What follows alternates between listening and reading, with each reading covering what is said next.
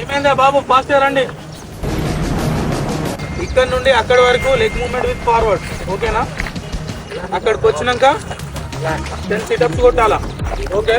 10 sit-ups తర్వాత అక్కడి నుండి అక్కడికి స్ప్రింట్. లాస్ట్ పొజిషన్ ఇక్కడ.